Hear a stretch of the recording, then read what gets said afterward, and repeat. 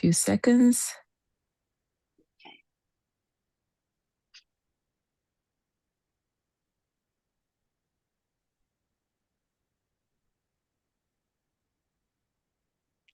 Okay, I think we're live. Yes, we are. Okay, hi everyone, and welcome back. Thank you so much for joining us this morning. We have a very special webinar today. For those of you joining us today, this is going to be like a mixed language event because we have guests from Spanish speakers and also from like English speakers. So for those of you new here, this is the IMG Dominicano community, and my name is I'm Kendia Reyes. No need to call me doctor. We all know this is a community of doctors. I'm Kendia Reyes. I'm the founder of IMG Dominicano.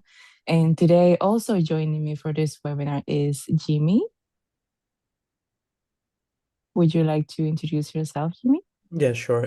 Good morning, everyone. My name is Jimmy Tavares. I'm a PY3 in family medicine in New York. Also, I'm the director of mentorship of the community. Some of you know me. So for those who don't, nice meeting you, everyone. And thank you for joining us. Thank you so much, Jimmy. And also, we have a very special guest joining us today, Dr. Karina Paulino, who has been a part of the community for a very long time. And now we received a special request to have her as a guest because a lot of people have a lot of questions for her. It is a very special story, a very special journey that everyone is very touched by it. So thank you so much, Karina, for joining us and welcome. Well, first of all, thank you for having me again here in this community. I have been a member of this community from the beginning since it first opened, and I'm very grateful to be here and to also, support the community. That's basically what the whole purpose of this is, and that to help other people through this journey and through this trajectory.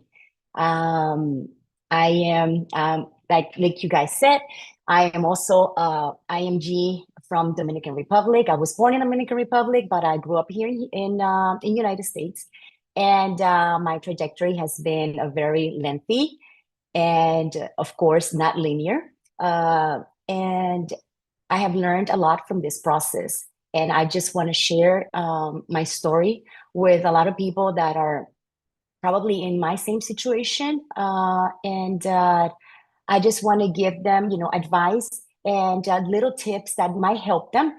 Things that probably I didn't have when I was going through this, and so everybody can learn a little bit. That's what we're here for, and I'm very grateful to be here today. So thank you for having me. Thank you so much, Karina. A lot of people have these questions for you because they know that your journey has been a long journey and they wanted to hear from you a little bit about your background, like what led to you from the beginning that you decided, okay, this is what I want to go to med school. But from that moment till this point, if you could do a brief summary of your journey, what you have been doing that led to this point of you matching into family medicine, if you could share a brief Sure. summary, that would be great. Most definitely. Okay, so before I decided that I wanted to go to medical school, I joined the Army. I joined the Army when I was 17 years old. And I married at a Wow. young age. So, yes. So I spent 9 years in the Army. That's Thank where you I for met your my husband. service, Karina. Thank you. You're welcome. And yeah, so I was in the Army, and of course, I always wanted to be a doctor since I graduated from high school. But before I went to medical school, I was also doing my pre-med because I was first active, and then I went in the reserve, and that I had already a child when through all this, and I continue studying. I went to FIU, Florida International University, to do most of my, bachelor degrees. But while I was doing that, I got called again to go back to the Army full time where I was doing EMT and physical therapy technician. I didn't want to stop there. And I told my husband, I want to study medicine. And the only way that we could do it to support our family and be able to go full time to school was go, overseas to reach this, this long-term dream that we both had. So we both went to Dominican Republic in San Pedro de Macorís and Universidad Central del Este, and we were able to, course, through medical school, and actually we finished in 4.5 years because since we had all the, a lot of anatomy physiology from the Army and from the prerequisites that they required. So they were able to convalidate most of my classes. But when I finished medical school, fast forward, I started working in the in the Department of Pediatrics and Infectious Disease with OBGYN with HIV research, which I did. I worked there for 2 years as a clinical research. And my husband got a job here in Houston 2 years later, and I had to move here with my family. And we didn't have the support that I needed.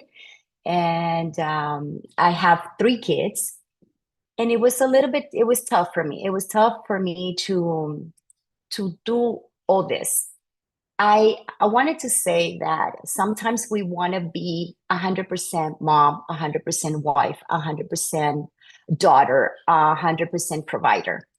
And that's what actually happened to me. I wanted to be 100% of every one of those roles.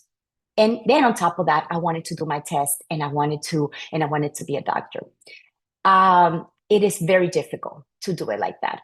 So something's got to give. Something's got to give. And in my case, I made the decision to become, to be a mother, a present mother and a wife and a housewife and a provider before, attending my test. So in my case, I tried twice to do step 1 and I failed. One of the reasons that I failed was because I didn't have the support that most people need, going through this. And it marked me. It marked my life. It marked everything that I expected from me, to the point that I decided that I didn't want to continue doing this. Regardless, I was always, working. I was working in clinics, outpatient clinics. That's what I did most of the time. I also work in research here in Houston. It was hard. It was hard to work, to have 3 kids, to have a husband, to have a house, to be a wife, and doing everything else. To the point that I was always, trying to do this. It was very difficult. So,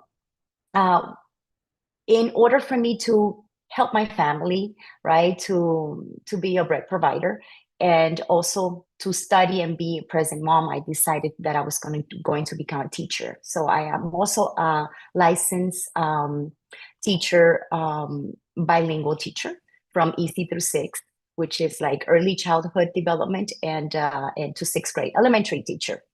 I studied teaching for 2 years, and I loved it. All my respects to the teachers, but that was not my calling. So my husband told me, look, you can't do this anymore. You're spending more time, in the classroom than actually for your, being here with your family or studying. I thought it was like, well, if I'm a teacher, I can go ahead and just, get paid for that summer and study. It didn't happen like that. I always try to do different things in order to provide for my family and study, and it did not happen. But so I decided then, okay, what can I do to help my family and have more time to study? So then I became a realtor. So as a realtor, I'm like, okay, I can make good money and so on. And it didn't happen either. I was instead of me just focusing on my studies, I was bombarded with a bunch of clients because one thing that I have is that I try to do whatever job I'm doing, I try to do it 150%. And from one client, I had 32 clients a year, and I was making a lot of money. Then I'm like, okay, but this is not what I want. I want to become a doctor. I want to pass my test. I want to be in the medical field. So then I decided to go to Puerto Rico and obtain my physical therapy license. I obtained my physical therapy license by the time that I was trying to become I'm not a physical therapy, sorry, a physician assistant.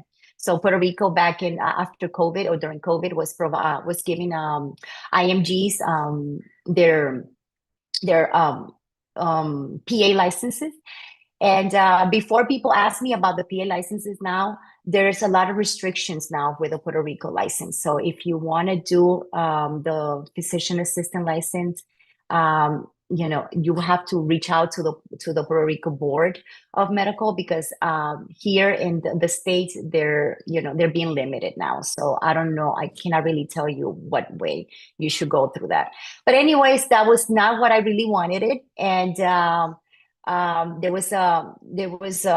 reached out to people in Arizona that they were actually working as a physician assistant in Arizona, and I went and I got my license in Arizona with my MPI and everything else.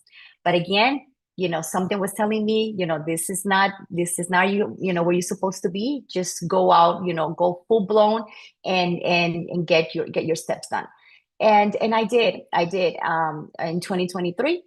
I decided that there was no turning back, that the only way that for me to do this was I had to let go a lot of things in my life. And I reached out to my family and I told them to support me, that this is what I wanted to do. I passed my step 2 in February 2024. Then I passed my step 1 in 2025 in June. And between that, I did my OET. I got certified in June 2025. I applied in a match this past year, and here I am. I matched on my first try to family medicine. So, just a quick recap of everything. There's a lot of things in between, but I mean, I know what a journey. It was an Yes. amazing story, Karina. Congratulations. Thank you. There was a lot of bumps, through this, but the most important thing is you have to overcome those things to, and just move forward. If you want something, just go get it. Definitely. Yeah, so now thank you so much for sharing your journey, your backstory. It shows that as IMGs, we have to go through a lot to get to this point, to get to where we are today. Um, so yeah, it's my goodness. It's honestly a story that could go into a book because it's honestly wow. You've been everywhere. You've done it all. It's amazing. So now we Yeah, it's do the have a perfect example of perseverance. I mean, I it's know. just Yeah. a really beautiful story. Thank you. Definitely. Now, we also shared a form where everyone could share some of their questions. So we are also going to take the questions from the chat on YouTube, but we're going to start with those questions and then we can move. And if those questions are not answered, then we Yeah. can move on to the YouTube questions. So Yeah. now No let's problem. start with the questions. Yeah. So please, guys, just put the questions in the chat box. So it's very important that you take advantage of this opportunity. I mean, Karina, her story is, as you could see, is amazing. A lot of ups and downs, but there is like a lot of insights that you can take from it, and that you can actually like implement probably in your journey. Not all of it, but it's just an example that if you actually put the effort, you can make it. So this is the perfect opportunity for you to actually start asking questions and see how she did it in more details. So the first question is actually, Karina, so what is the best advice that you will give to a person that is initiating in the process? Okay. Well, there's a few things I can tell them, but I'm going to basically highlight a couple of them. First of all, don't waste time. If you don't have kids, if you're not married, if if you're just trying to do this, just don't waste time. That's basically the first thing. Second of all, you need to organize yourself. You need to have a study plan, and you have to be consistent. We all, in different situations.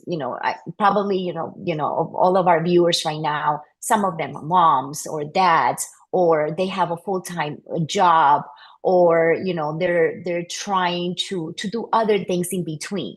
So first of all, you need to have a plan. You need to make sure that, okay, if I am going to start this process, I need to be fully committed to it. Because otherwise, if you come, and I'm telling you from my personal experience, if you come, okay, I'm going to study this 2 months, and then I let it go, and then start again. And it's like basically you just waste time. So you need to be consistent, and you need to organize yourself. If you're planning to do, let's say, the test in a year, mark it in the calendar. This is the day that I'm going to take this test. Okay. Now, if you can't do that for now, just be consistent with your study time. If you're going to, if you work and you work 8 hours a day, okay, wake up 2 hours prior and just invest at least 1 hour, but an hour that you definitely, take the best of it. You need a support system. And that was my issue.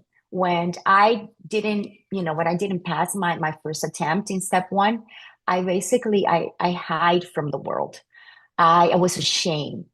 And I didn't want anybody to know about that. I failed my first step because, I used to be a great, and I'm still am, very knowledgeable. I used to pass all my tests. And don't let those things mark you. I have people that have, sent me questions, oh, I failed my step one. What should I do now? What is your advice for me? My advice is, if that's what you want, you don't give up. I was also doubting. I'm like, okay, is anybody going to give me a chance? Because I failed, I had two failed attempts because of my year of graduation or whatever the case may be. Well, they did. They believed in me. And there was other people that believed in me when I didn't believe in myself. So you need a support system. You need somebody there to motivate you. You need, because at the beginning, you're going to be discouraged when you try to do these questions and you get like 30% and 40%. That's going to bring you down. But you need to have that partner there. You need to have that person that is trying to do the same thing, that went through this, to tell you, listen, I went through that as well. Look where I am right now. I'm in 60%, I'm in 70%. And that's what you need to look for. You need to look for people that are going through the same thing that you're going through. Because if they're not going to understand what you go through. So you need to do that.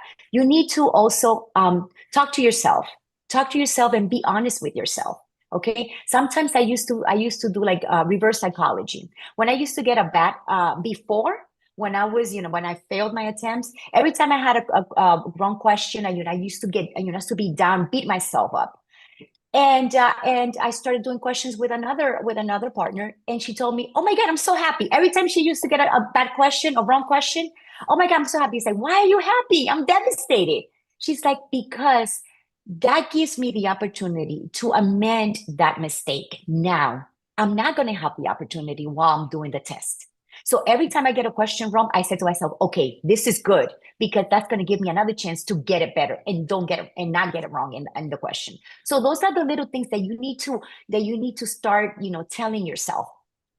And minimize the amount of study material that you have, because we do make a lot of mistakes when we try to bombard ourselves. But there's so much out there.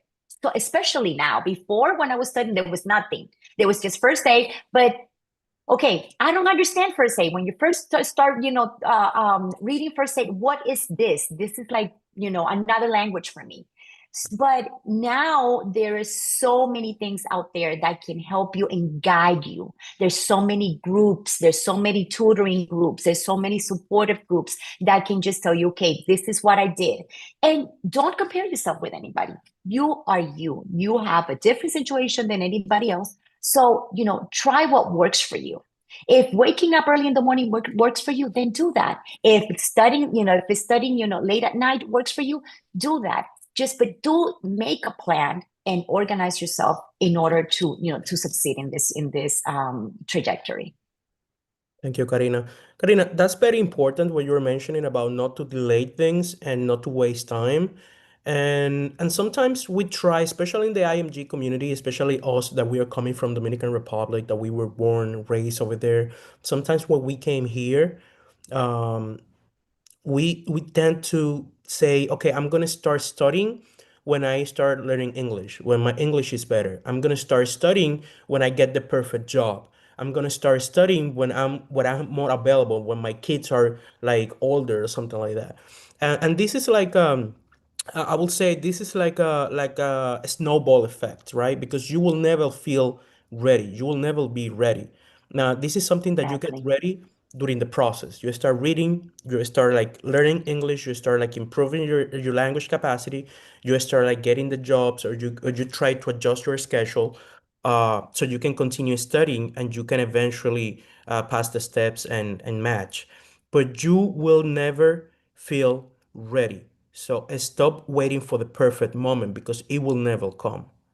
And Exactly. And not only that, um, you have to learn how to say no to your surroundings. That's another thing. With social media now, like I'll say worse than ever or better than ever, but for a lot of people that try to focus and concentrate, I'll say worse than ever. You need to be true to yourself. Okay, am I spending too Mhm. much time on social media? And am I being invited? In my case, I was always invited to something. If it's a baby shower, if it's a birthday, if and the kids and this and that, you need to learn how to say no to things. That's when I learned how to say no. That's basically when I started, progressing and getting better in my questions and my studies. Because there's always going to be something in life. What Jeannie Yeah. said. There's always something. Something is going to happen. So you need to let that go. You need to be. I used to say it myself. Is I was like a little horse that it was just like I had two patches right here, and I was just looking forward, forward, forward. All my surroundings, I just let that go. And you need to ask your family for help. They need to support you, and you need to let them know. Um, this is not just for me. This is for you. This is, for the better of all of us. So you need to make them aware. You need to make them accountable.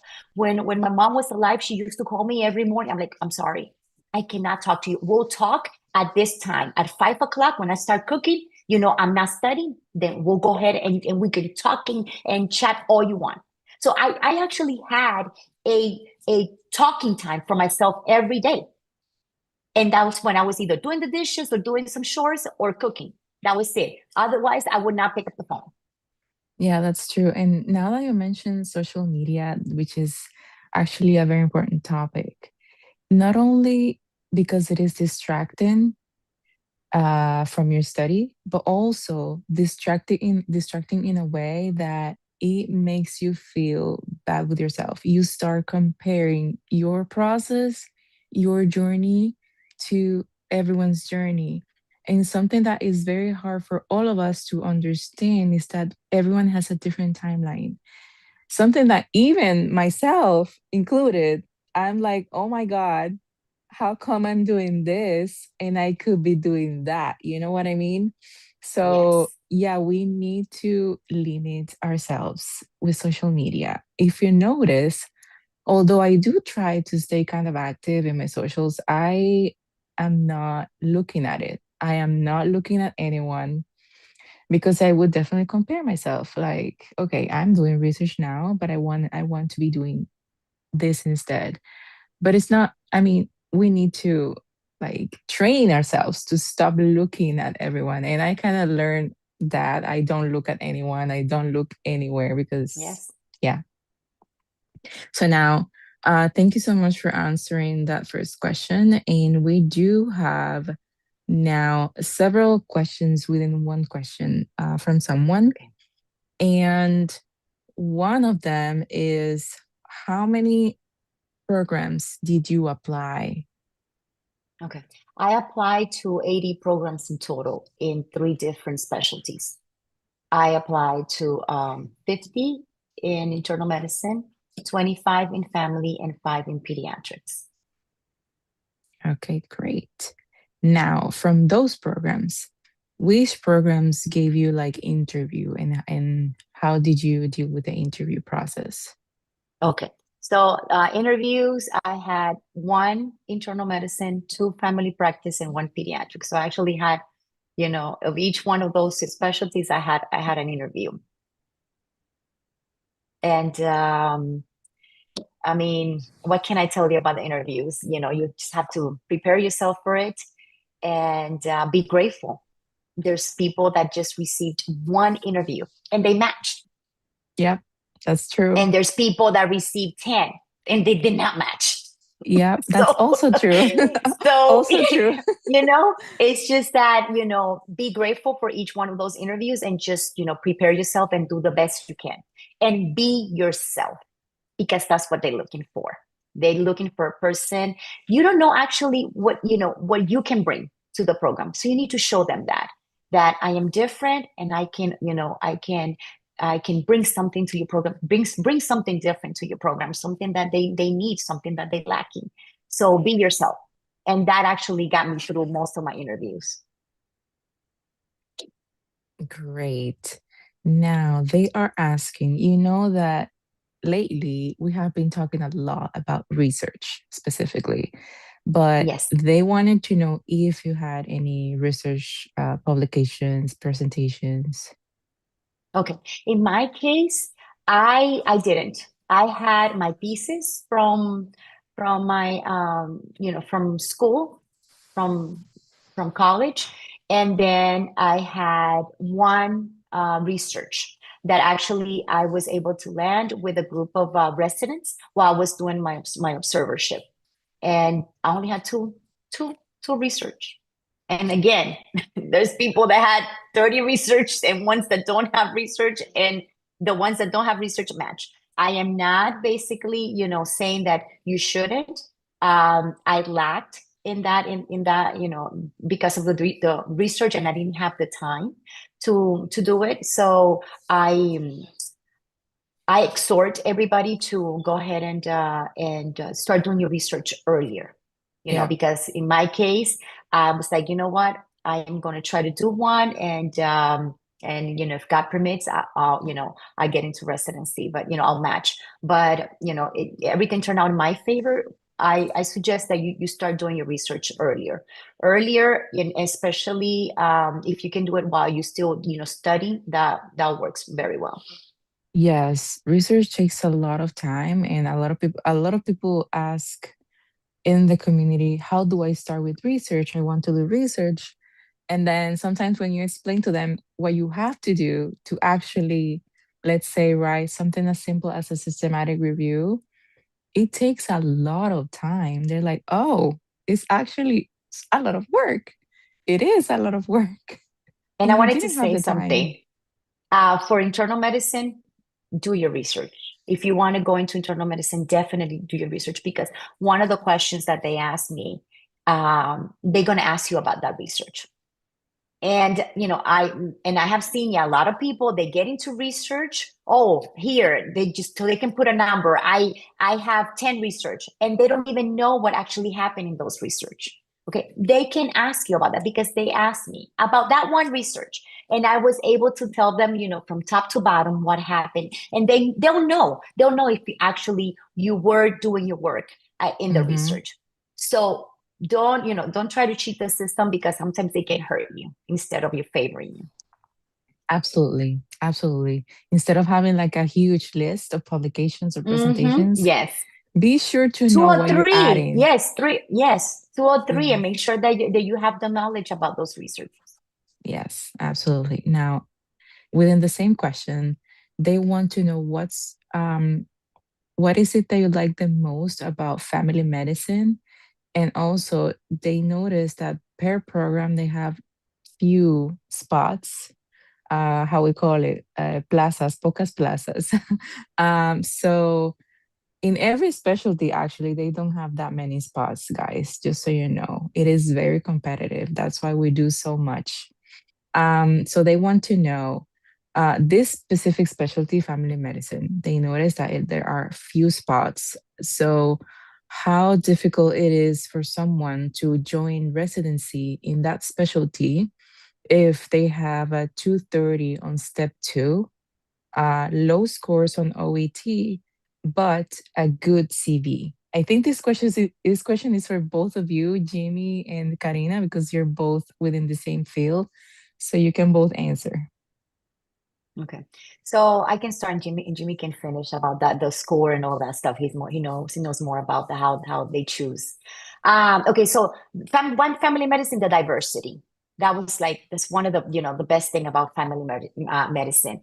Um, in my case, I will when I finish my residency, I would like to do hospitalist because that's one of the reasons why I also applied for internal medicine. And I am able to do it as well. I don't have to go through internal medicine. I can also, I can choose my electives more in hospital, and I can become a hospitalist. That's one other thing. And then the necessity that they're gonna have for primary care, during the years. We are gonna be there's going to be a lot of private practices or primary healthcare that's going to be lacking in the next the next years. So they're going to need you. You're never going to be without a job as a family medicine. And like I said, the diversity. As a family medicine, let's say if I want to focus in endocrinology, obesity, I can just do a certificate, and I can be, I can get paid just like a specialist, like an endocrinologist. I can have a clinic just in weight loss. I can go into dermatology. There's so many fields I can go to: geriatric, emergency medicine, even anesthesiology if you want to. So that gives me that puts me, yeah, ahead of the game. I'll say, especially like in my case, because I'm not young. I'm not going to be able to do like 3 more years in if I wanted to be cardiology and so on. So that was the reason why family medicine is just the best fit for me, and why I choose that. So um about your 230, and then Jimmy can add on that. I don't think you're going to have a problem. I had a lower score, and the OET, if language is your issue, um um you pass. That's all that matters. If you pass, they're not going to be looking at what scores you had on the OET. Okay, so I don't think you should have any issue applying to family medicine, and especially if you have a good CV, because in my case, my CV was actually that helped me, filling those gaps that I had. Totally agree Jimmy? with you, Karina. I mean, in family medicine, the most important thing is the CV, and I will say also like the affinity that you have with the specialty. Something that is very, I will say, enticing about family medicine is like the scope of practice. It's kind of like broader, as Karina was saying. I mean, you can do colonoscopy, endoscopies, dermatology, you can do pain management, you can do addiction medicine, you can do, women's health, you can do like men's health, like do cystoscopy, you can do like even you can do like veins procedures, like oh, like if you want to do like inpatient, like as Karina was saying. I mean, and for you, Karina, I'm pretty sure you know this already, but our program is actually very inpatient heavy, so you will be like delighted. Uh, Yes. but yes, I mean, going back to the question, I don't see this person having any problems like matching into family medicine, as long as the score is right. She doesn't have any, I would say, important red flag. You have like a good CV. That's very important. Research in family medicine is not that important either. So I will say you're in a good track. Um, in terms of the spots, the problem with family medicine is that most of the program, I will say like 50%, it's just like a number that I'm making up, but roughly I will say it's like this. I will say like probably 50 or 40% of the programs, they don't sponsor visa, and they have like like less spots like than I would say internal medicine. So that's why in a way I would say it's more competitive, even if internal medicine has like a cutoff in the score higher. I mean, they require like a higher score to match, but you have like more spots, you have like more visa sponsorship. So in a way, family medicine is more competitive in that sense, but not everybody wants to do primary care. So in that sense, also you have like greater chances to match, especially if you are like a green card holder or a citizen.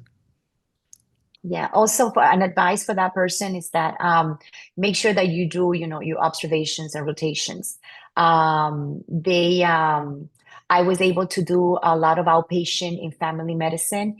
And here in Houston, in Texas, I actually worked in a couple of clinics in family medicine, internal medicine.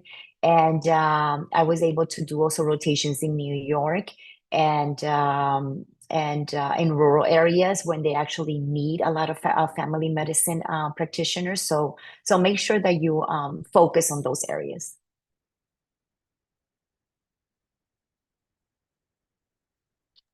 Perfect. Thank you, Karina. Great. Great. They did have a last question about it, which was if you did rotations in family medicine, but you just answered that question. So that's Yes. perfect. All right. Next question, Jimmy. Okay. So the next question will be like, how do you prepare, and what will be your recommendation to start to study for the first step, for the step one? Well, like I said before, you need to organize yourself. I don't know if Candia has like a little, something that how I used to prepare myself, and I wanted to show it to you guys. Mhm. You have, Yes. you need to make sure and be realistic when you want to take the exam, so you can, and make sure that you have maybe like a leadway. Let's say that you focus on 6 months. Okay, I'm going to study for 6 months and see if I'm going to be prepared. So, okay, give yourself 3 more months because life happens. You don't know if something's going to happen, if, whatever the case may be. So be ready for that and don't be discouraged. Okay, so in my case, what I did was, um, this is basically what I used to do, right? Every morning, every day, not every morning, actually, the night before, I used to prepare myself, okay? And as the day went on, I used to add everything that I did, just basically like like a little diary, a diary. And here I wrote when I woke up, what I did, even when I had coffee at this time. And I'm going to do flashcards for 1 hour. And another thing that I did, and actually that really helped me, was that I took the questions from Ambos that I was doing and the questions from New World, right? That's when after I finished my first bank. And I wrote them down. Okay, so how much more I have to go? What banks do I need to focus? What banks am I doing wrong? Because sometimes you can get lost in the system. You can get lost doing this.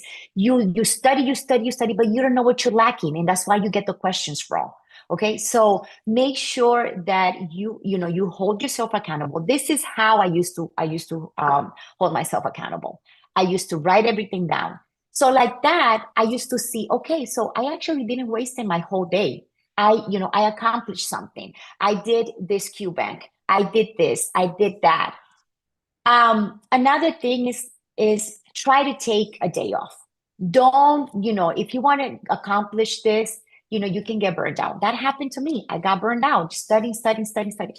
Every Sunday was my day off. Every Sunday was my day off. I used to spend it with, I used to go to church, spend it with my family. I wrote down here that I said, the on that Monday I did an MBME, I believe.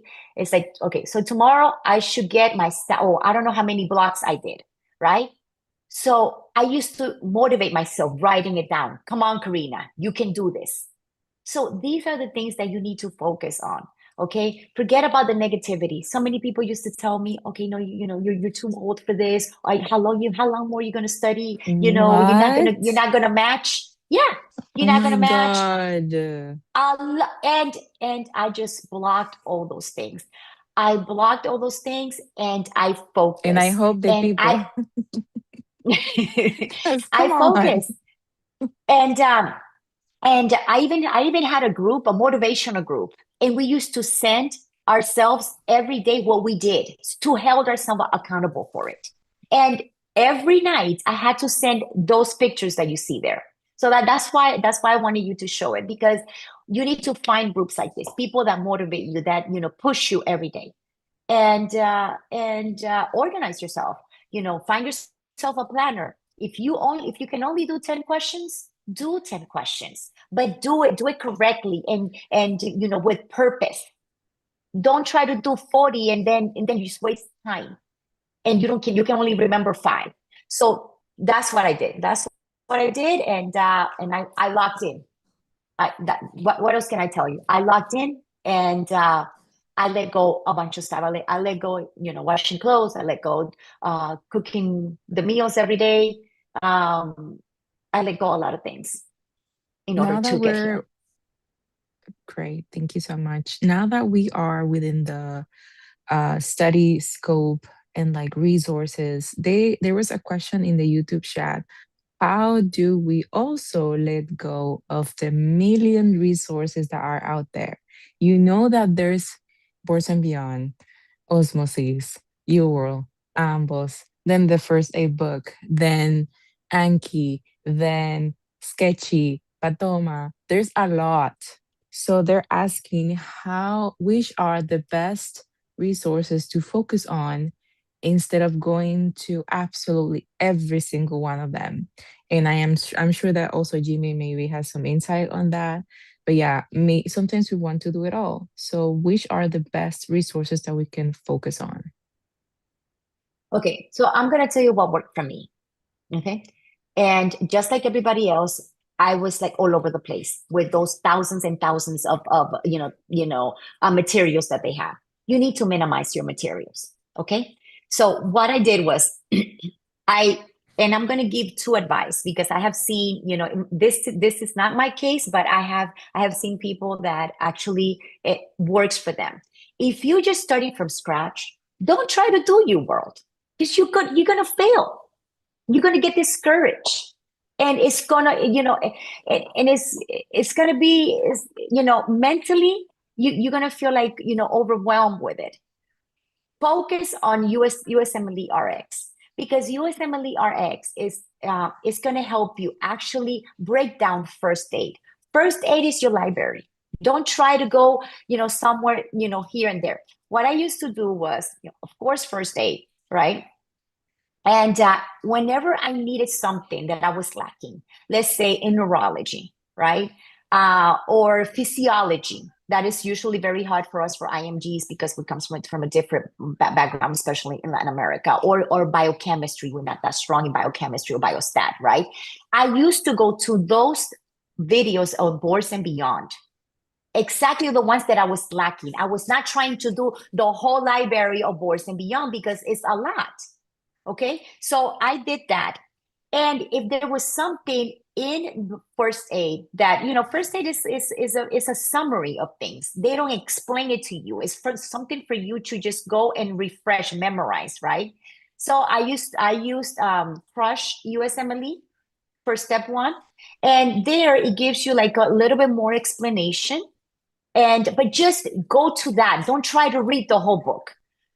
Just that's how I use those extra materials, just as a support for first aid. And then once you finish USMLE RX, UWorld is going to be way much easier. Okay, because to be honest with you, UWorld is harder than the actual test. It's way harder than the actual test. And then after you do that, get yourself a study partner. You can't do this alone.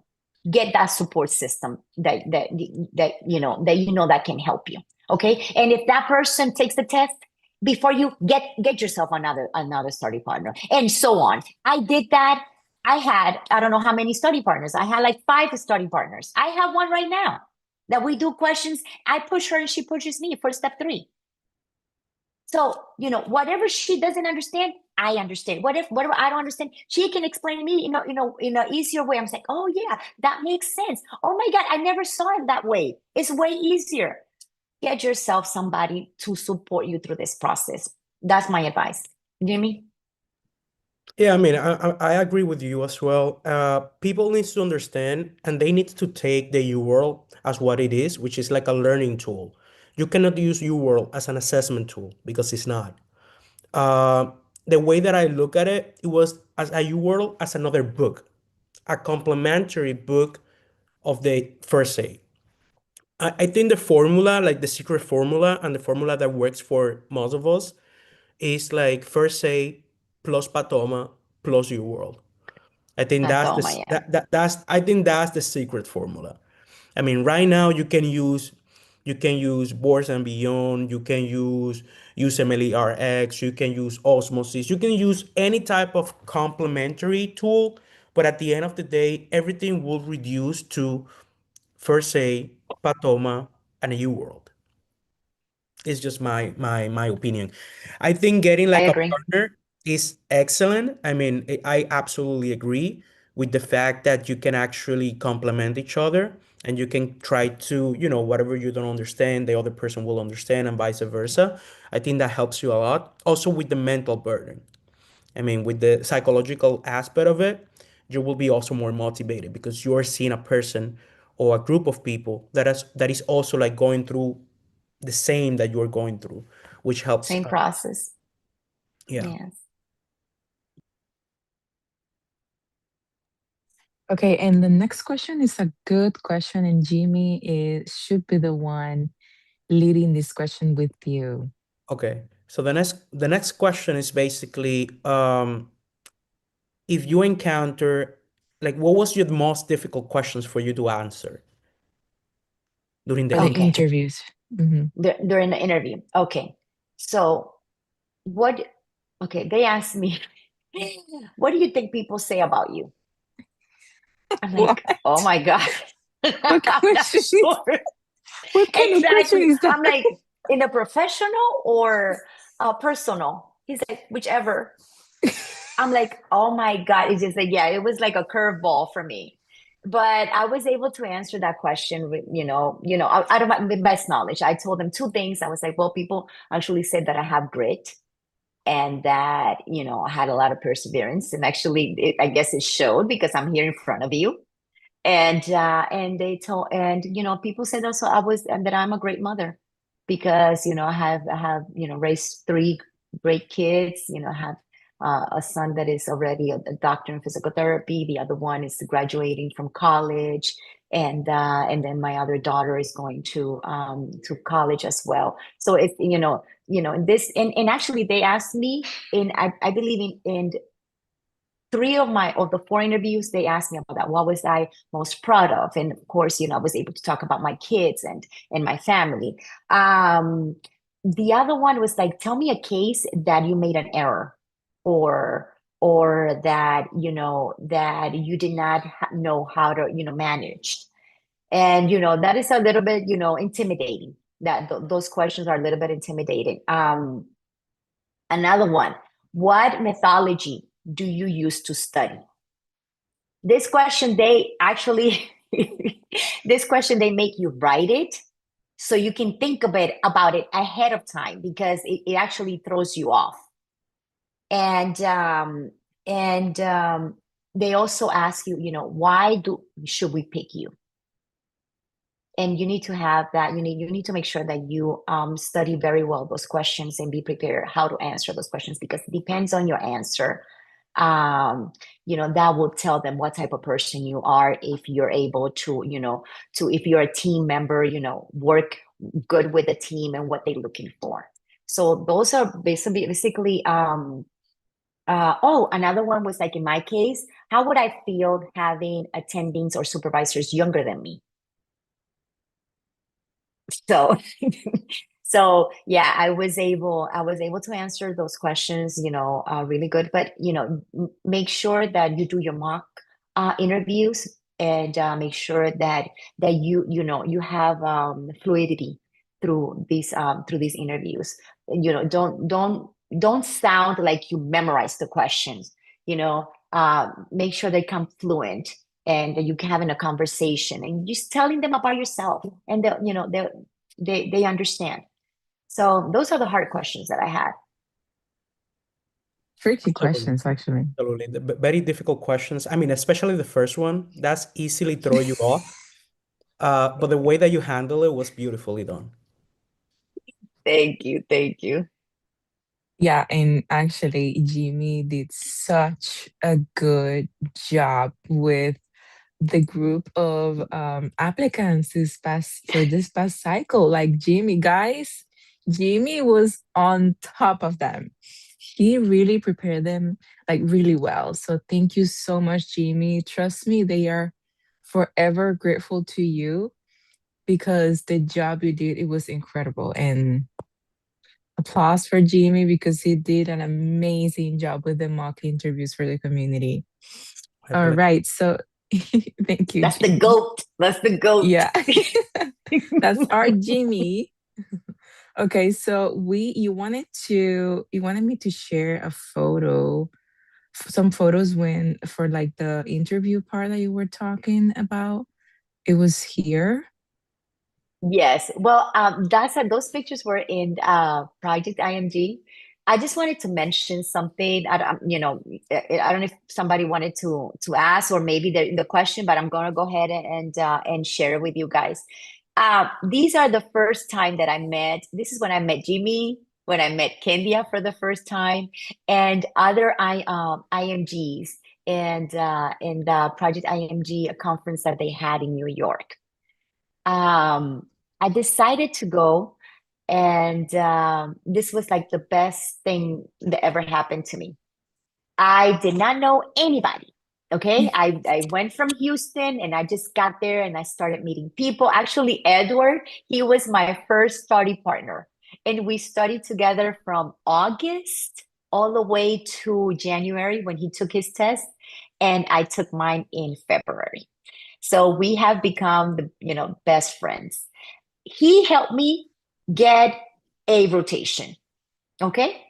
Nice. Candia, I mean, what can I say? And Jimmy, Jimmy has been the best thing that ever happened to me. I Oh, just want to share that Jimmy. with you, Jimmy, because I remember when we Oh, did the mock interview. I was the last one. I waited like 4 hours. Wait, I'm like, why did he forget about me? And everybody's doing their mocks, and he left me for last. And when and I did prepare, I didn't prepare for a family practice. I prepared for internal medicine interview. And Jimmy, I'll never forget this. Jimmy told me, if you were interviewing for my program, I will pick you right now. And that oh, made me so happy. I was like literally, like my confidence level went like up here. And dad told me, Karina, you can do this. You can do this because if somebody that already is the committee of his program is telling you this, it's because you're doing something right. So make sure that you surround yourself with people that actually believe in you. that's amazing. Go. You see, Jimmy? You never Yeah. know. It's like those pictures were in 2023 and we're in Yeah, 2026 now. I So you know. see, you need to put yourself right there. You need to put right out there, and you need to network because that's what's all about. Yep, definitely. And I get a lot of messages from some members of the community that they say, "Oh, I'm a little shy. I don't know if I should ask this question." I'm like, "Listen, no shyness in this community. There's no time to be shy. Just you're gonna have to break that here, start talking, start asking questions. No, no, no, no shyness. Aquí no es para estar de tímido. Vamos, déjate de eso. I'm like, no, no, no. You're gonna have to start asking questions, talking to I'm people, gonna reaching out to people. That's why this kind of meetings are good because you can see the faces. We are talking to each other every day. We don't see our faces. Sometimes people, you might see only like a dog photo. You don't even see their faces. That's why I even included the photo for people to join the community so I can see your face, because I have encountered people who are like, "Hi, Kenya," and I don't know who you are. Like, hey, but I haven't seen your face, so now I can recognize your faces when I see you in person. So yeah, no. I have a saying in Spanish. La vergüenza mía era verde y se la comieron los burros. So no more shyness. I'm not ashamed of anything. It's very interesting that aspect, because when we come here, we our culture is kind of different. It's different, right? I mean, we think that if the other person is seeing you as struggling and they want to help you, they will offer the help, right? That's something that is like natural in our culture. But here, it's not like that. I mean, everybody is so focused on their own thing because they're busy. And they will expect that if you need help with whatever, you will ask for them, right? You will ask for the help. So that's why sometimes we tend to be, I'll say, like in a disadvantaged position just because we don't know this. And we tend to think that if we ask, we're gonna bother the other person. And it's not like that. The other person may be able to help you and may be even willing to help you, but they're not gonna offer their help to you because this may be seen as disrespectful. Like, why am offering to help you? Am I seeing you struggling? Am I assuming that you cannot do it? You know what I'm saying? So that's why you have to also understand as an applicant that you are the one that has to ask for help. You are the one that has to ask for that letter of recommendation. You have to reach out and ask for this rotation, for advices, for strategies, because if you don't do that, nobody will actually do it for you. Yeah, true. Now, there are a lot of the same questions in the YouTube chat, and so from the questions that they have sent in the form, and they're basically asking, how did you manage to balance life responsibilities like family, kids, and work? And also, as an old grad, they're saying a lot like, okay, I have 10 plus years, 15 plus years. I took my exams a long time ago, had family commitments and all that, and applying to residency. So they want to know how you manage all of that and what is like for an old grad, like the path during the match cycle, and like what should they do? Like the Okay, best well, strategy. Yeah. okay. So, in like I said, in my case, I let go of a lot of things that did not require 100% of myself. When you want to do something, you need to focus. I made my family aware that, like I said, without them, this was going to be impossible. I needed their support. I needed for them to relieve me of a lot of responsibilities that I had as a mother, as a wife, and so on. And it's a teamwork. It takes a village, for you to do this. Don't try to do this alone because it's very difficult and you probably are going to fail. And I like I mentioned before, I had myself a plan every day of what I was going to do, how I was going to do it. That helped me. A lot of affirmations. Okay, I even had my vision board. Okay, picturing myself every day. I'm going to match. I'm seeing myself with my white coat. In a clinic. I picture myself every day doing that. Lots of prayers. Okay. You can't do this without God. I tried and I failed. And I put God before everything. And I asked for his support. I asked for everything. There's one of the pictures there that I shared, and if you guys read it, it's like I let go of my job. We were only supporting ourselves with one paycheck from my husband, and had a kid in college. and another one in high school, whatever the case may be. And I said to myself, God will provide. I have faith that I am doing. He put me here for a reason. And I have faith that he is gonna let me see this, that he's gonna push me through this. And I used to be worried. I used to ask myself, I used to write it. I was like, now I was like looking back, I was like, wow. And I wrote this, I was like, oh my God, how am I gonna pay this bill tomorrow? How am I gonna pay my credit cards? And here I am. Here I am. So make sure that, that you do what is best for you and your family, of course, without putting in jeopardy, other things. But ask for help. Your family always wants the best for you. Ask for help, and that, that's how I did it. That's how I did it. I used to wake up every morning at 4:30 in the morning, you know, and it didn't come like, okay, like the next day. I read a book it was called Miracle Mornings, and that helped me. That helped me a lot. That taught me that you have to take small steps in life. You can't become, if you're trying to go to the gym, you're not gonna, have a six pack within a week. Okay, it takes effort, it takes time, it takes work. So it's the same thing with these steps. It's the same thing to, reaching your goal. It took me 21 years to be here. It doesn't have to be your trajectory, it could be different, but when did I actually reach this point? When I decided 3 years ago that I was really going to do this, that it was going to be, nothing was going to be, nothing was going to hold me back. And here I am. I don't know if that answered the question. It did, actually. You gave even more than they were asking, so that's amazing. Thank you so much.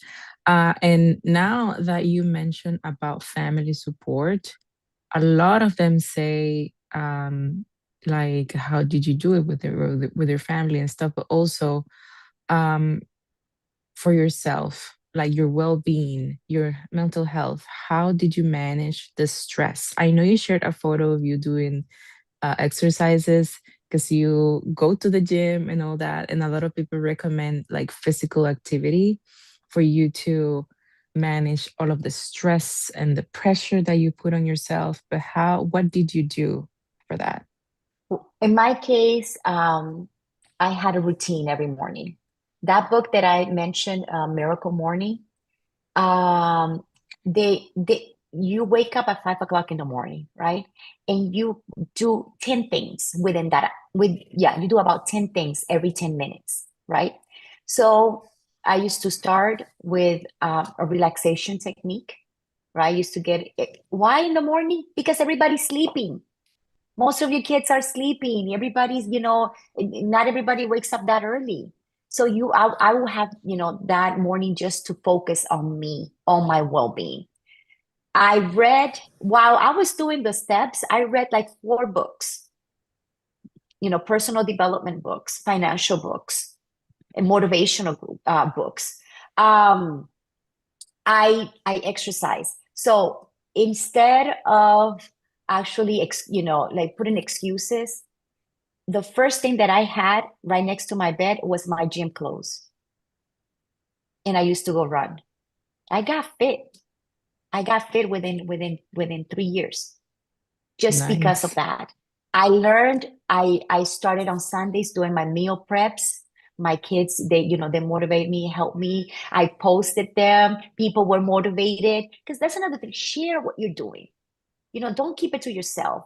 I got into a group of moms that were just doing, exercise, and oh, I did 30 minutes, and I only did 20 today. But I walked today. I went and played pickleball with my daughter. Something. And then Sundays, I respected every Sunday. Every Sunday was for me, for my family. I used to go to church, come, do something to cook, and we used to lay down on the sofa. That's like my favorite, my favorite thing of the day. Lay down on the sofa and watch cartoons with my kids. I love watching cartoons. That's what I like to do. Movies or cartoons. So that was like my favorite time of the day. That's what I did. That's what I did. I managed myself. I paced myself to do things that it didn't happen over time. It every year. I mean, through the whole process. That's what I did. Great. Now we have one question from, I think you know that person. ¿Cuándo me harás habichuelas con dulce? Cuando tú vengas para acá. That's Hennessy. She's like, when are you making You're habichuelas crazy. con dulce for me? Yeah, that's because Okay. I said last year, I believe I said me doing habichuela con dulces. So whoever doesn't know, that's a dessert that we have for Easter in Dominican Republic. So Yeah. yeah, I'll have her try when she comes here. She'll be coming soon though. Great. Okay, so there is one particular question here that, I mean, of course, you relate to that question. I graduated in 2007. Always worry if this is actually possible, worry about the interviews, the questions about the year of graduation, if you waited because you were being lazy. Um, so they want to know about that specific topic. Guys, Karina graduated, like the thumbnail says, 20 plus years. So it is possible. So, It's Yeah, I tough, graduated it's in hard, 2004. but it's possible. And in my case, they did ask me about my year of graduation, but you know what? They asked me what was I doing, you know, in relation to medicine. They see that in your CV when you graduate. They see that. They see your scores. They see all of that. Um, my CV actually talked, about what I was doing. I was not just, staying home mom. I was doing so many things. And I guess in my case, that was a little bit impressive to them because they noticed, okay, she didn't give up. While she was doing this, she was actually studying. And it showed, through the process. So as long as you know, you're able to show them that even though you graduated, 2007 or whatever the case may be, you were being proactive in order to reach this goal, in order to be medicine. I even had I had a little business. Um, I was a CPR instructor, for BLS, ACLS, and I used to go to different clinics and provide the classes for them. And people used to come to my house. And I sent one time my CV to my cousin. He's a nurse in New York. He's like, you were an instructor? Where were you all this time when I needed my BLS and my CPR and so on? So those little things, even though you might think they won't help, they do help because it shows them it's like, okay, she has so much love for medicine. She has so much love for healthcare, and she wants to be there. So this person can actually make a difference. So don't be discouraged. Um, Start networking, get yourself involved, and push harder. I have seen people that have become nurse practitioners. I have a friend that actually she's a nurse, but she passed all her steps and she didn't match, and she became a nurse practitioner, and she reached out to me. She told me, "You match? You think I could still do it? Of course you can. Of course you can. We graduated together." So don't put your those negative thoughts in your mind, like what people say. Just tell yourself, I can do it. I can do it. And when one of my mentors, he guided me through this process. He told me, you have a 20-year job, right? And I'm like, yes. What makes you think you can do this now? And I'm like, well, because I'm here doing it now, because I'm here in front of you today. If God didn't want me to be here, I would not be talking to you. This is a win-win situation for me right now. Me talking to you, to a program director, when in my life I thought I was going to be talking to somebody like that? So, be grateful and, tell your story. Tell your story with pride. Don't let anybody, bring you down. And you'll see that, you're going to be able to do it because a lot of people have done it. So why? That's what I used to say to myself. Other people have done it. Why can't I? So tell yourself that every day. All right. Thank you so much. Let's move on to the next question, Jamie. Okay. This is like, how can we choose a residency in family medicine oriented to inpatient in order to be a hospitalist later on and not going into outpatient? I guess that will be on you. In family medicine, and Jimmy, you can also help me with that question. There's a lot of electives that you have. Every year you have different electives. So in this case, I'm gonna pick most of my electives in inpatient.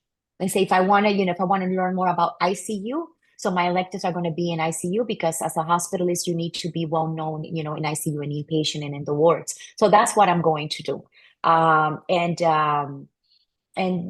have also inquired about this with other doctors that they're internists and other, family medicine that work as hospitalists, and they basically told me just make sure that your electives, are more focused on inpatient and ICU or emergency medicine. So, Jimmy, you something else? Yeah. So basically, one of the things about family medicine, especially here in the United States, is that since the scope of since the scope of practice is so broad, you only need to feel comfortable doing certain things. You don't need to have like an additional certification or things like that. In family medicine, for example, if you want inpatient only after graduation, you can get a job in inpatient as a hospitalist, as long as you feel comfortable doing the hospitalist job, meaning procedures, intubation, central lines, running codes, etc. In the programs, when you are like doing your research to see the programs that you want to send requests for interviews, you can prioritize those programs that are inpatient heavy. For example, if you see that the program is unopposed, meaning that they don't have any fellowship in the hospital, that means that you will have to do everything basically. So those programs are good if you want to have like more exposure and more hands-on experience other than the outpatient setting, because you know that in the in-house in the hospital you will have to do basically everything. Okay. If you go to a very rural area as well, if you go to a hospital which is like in a rural area, you know that the access of care will be limited. So you, as the primary care doctor, will have to do those stuff. You will have to suture. You will have to go to the emergency department. You will have to run the ICU units, if anything. But I will say you have to do that research and take those points into account in order for you to choose one residency program over the other at the end of the day. Yeah. Perfect. Perfect. So now we have 4 questions left, and Jimmy has been helping a lot in the YouTube chat. Thank you so much for that. And they do want to, I'm going to mix these 2 questions. Why did you choose the path of the USMLE journey? And out of all of the things that you have been doing, why did you choose this? Um, and what do you recommend as a first step to start studying for the USMLE? It has been hard for me to start. And also, can you share the best study tools for starting your journey? Okay. So why did I choose the USMLE out of all the other things that I have done? Because my passion was medicine. And the USMLE was the only path for me to get there. Okay. I enjoyed, the other jobs that I did and the other certifications and, the other professions that I was able to accomplish, but nothing made me happier than just to be, in the hospital taking care of patients. And you know that when you are doing your observations and you see your surroundings and time passes by and you don't even know that happened. That's actually how I felt while I was doing, my rotations. I did my rotations here in Memorial Hermann in Houston and also in McAllen. And while I was doing my other observations outpatient. And you feel different, you feel happy. And you feel like it's not a job. So when you feel that, that's your calling. That's what you're supposed to do in life. So that's why I chose this path. It was not, it was like I said, it's not linear path, but I got here, and that's what matters. Like I mentioned before, the tools that I used was first aid. I used Patoma. I used Boards and Beyond, just to clarify a few things on the videos. I didn't see all of it, and a couple of times I reached to Crush USMLE, and the Bible, First Aid in New World. I also did AMBOs because I wanted to make sure that I was not just memorizing the questions, that I was not getting it wrong while I was doing like my second try. And that's what I did. What was the other question? There was a question in between that I didn't get. Why I choose USMLE? For the person that is how is that person, can start? You have to start, first of all, by believing in yourself. Because people can tell you whatever they want to tell you. I had a friend, she's my best friend. We have been friends for like 13 years. She's also a family practitioner. She gave me a letter of recommendation. I did a rotation in her clinic. And she used to call me. And I didn't want to pick up the phone. Because the first thing that she used to tell me was, why are you not studying? And I made so many excuses because I'm working, because I'm supporting my family, because of this, because of that, because my husband is sick, because my daughter, broke her leg, because she's going to have surgery. There's so many excuses that I used to say myself. And not until I started seeing mothers like me. I was in a group of moms. I was like the only Hispanic there. They were from all over the world, and we became like sisters. And we were pushing each other. We even got together in Chicago. And that was even before, I think, IMG, Project IMG. And they started, we were like studying for CK, because actually I took CK before step 1. And they were my motivation. They were my motivation. Few of them got into residency. And most of them passed their step 1, their step 2, their step 3, their OET.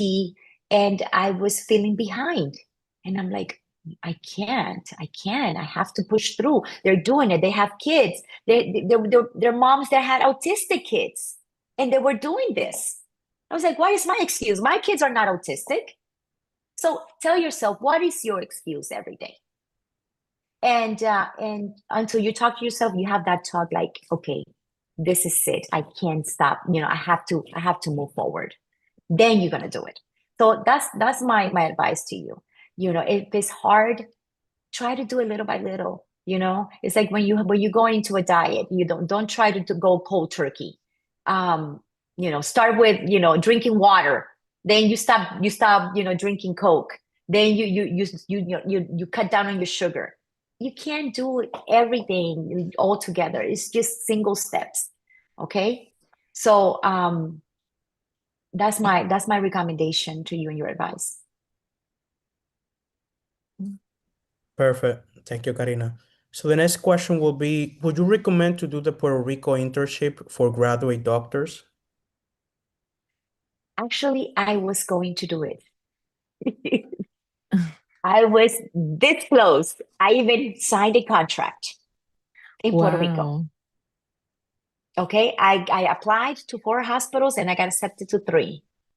And I decided to go with the one that it was closer to the city, closer to the airport, because I was leaving my family in Houston, right? And 2 weeks before, unfortunately, my mom had passed away, and I was in the process of actually finishing my step 1, and I was overwhelmed with things. Going to Puerto Rico, leaving my family. Recently lost the loss of of my mom, and then other family members that I also lost in December.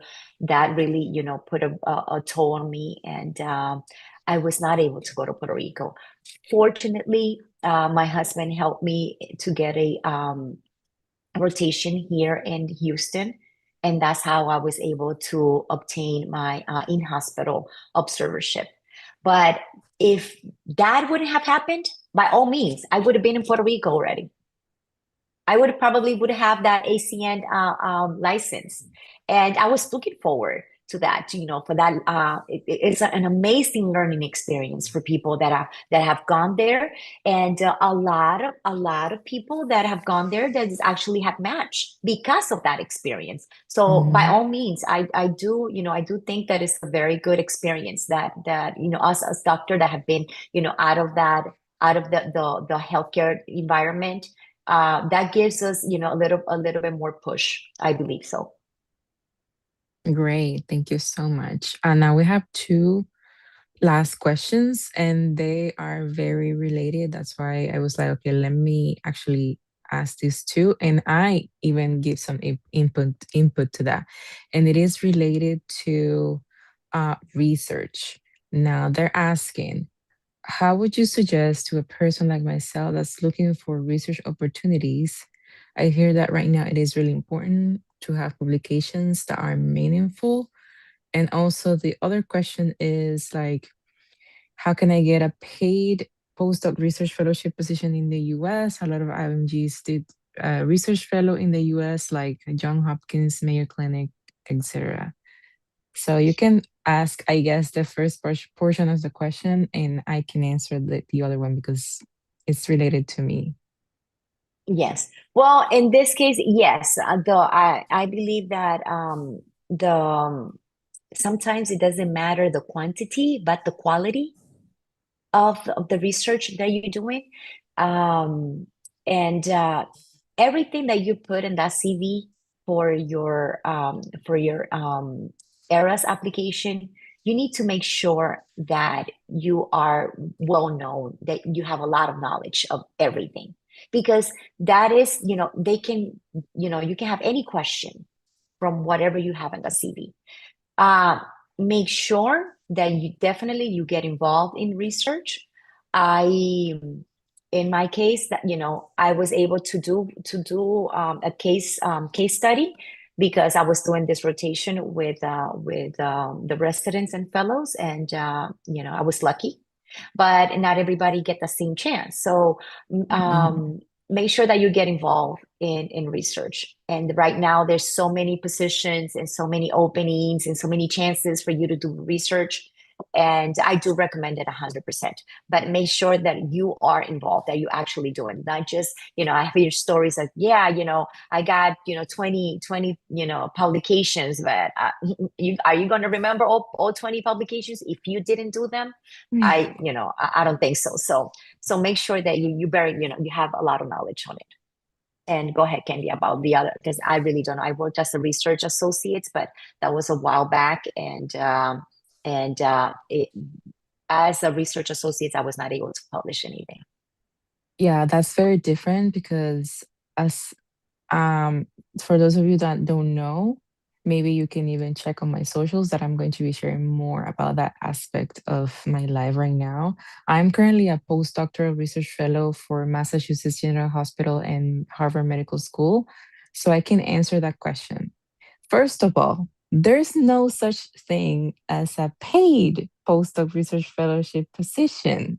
It is rare. Just so you know, it is rare. I will say 90% of those positions are unfunded, and they will disclose that once you reach out to them. The first year, it is unfunded, not paid, because it is a training position. So right now, I am unfunded. Um, so it is very difficult to find a position because there are very few. Now, right now is the perfect time to reach out to people because a lot of people that matched, they were probably on those positions and now they have to leave between May and June because they have to move to a different city. So right now, you can find those positions in either LinkedIn or even Twitter. You will see uh, people from the labs posting those positions like, hey, our lab is looking for candidates to interview because, yes, you have to go through an interview process. And depending on the PI, of course, if they offer you an interview, it's because we saw your CV. And the PI also asked the fellows that are currently working in the labs, like, hey, what do you think of this person? Check the CV. And then um, ultimately, the PI is the one who decides who to offer an interview.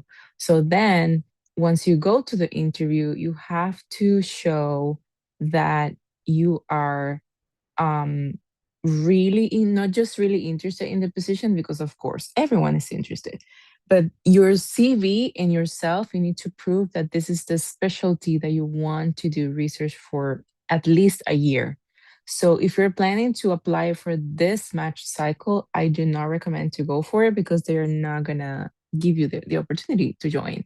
So they need someone who can be there at least 1 year so that they can, because you're gonna go through a lot of trainings and you're gonna learn a lot of things. Like right now, I have been learning so many new things in my lab with my PI and my colleagues.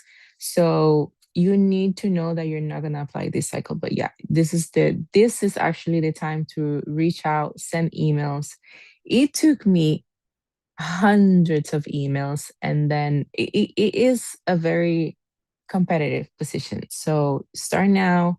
I would suggest you go to the hospital websites, and they all have a research department, and that they have different research um, departments depending on the specialty.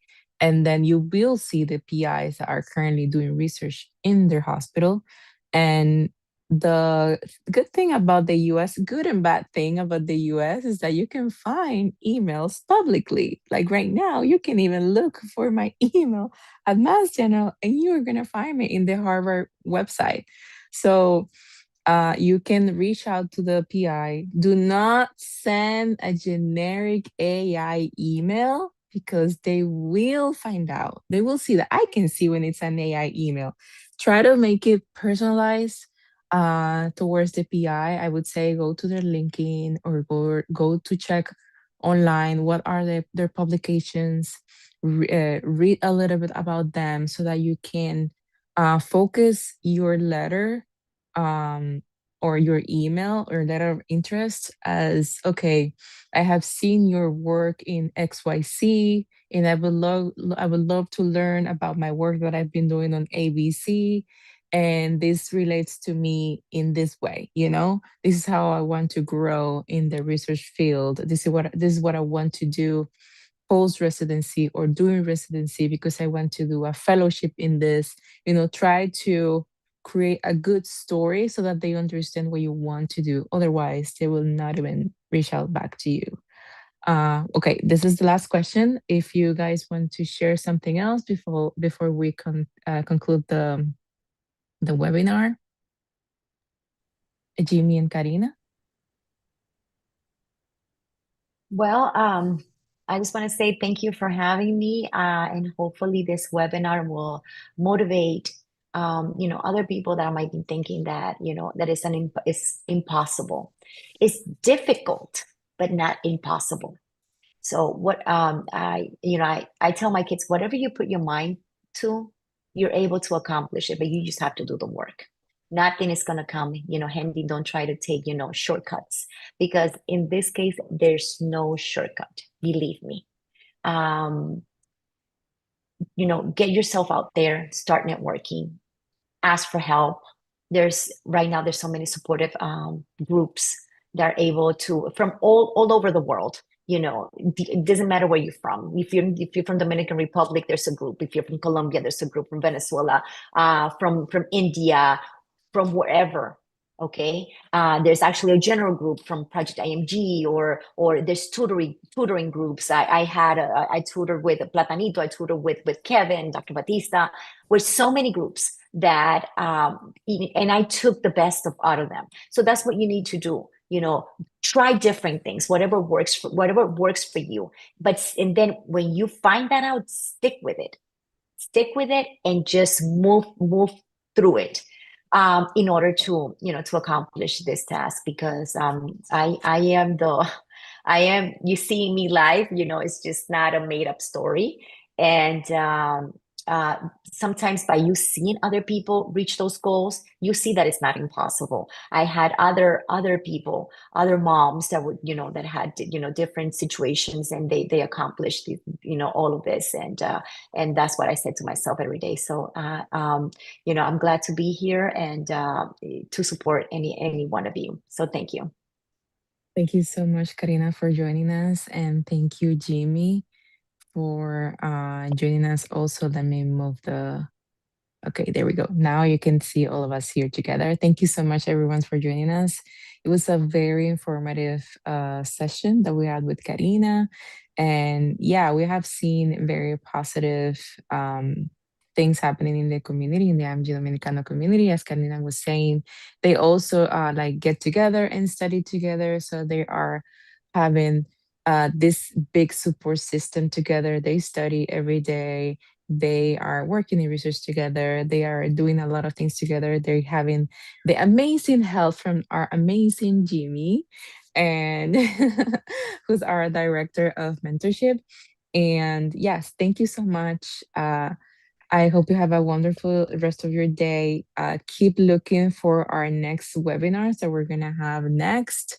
And you can also check the previous webinars that we had with the residents, where we had two previous webinars, our match and matcha webinars, where they were sharing their story. And if you like matcha, you can also take your matcha or your coffee to watch those webinars. And yeah, we will see you on our next one. And thank you so much for joining us. Bye bye. Have a good day, guys. Bye. Bye. Have a great weekend. Bye. Bye.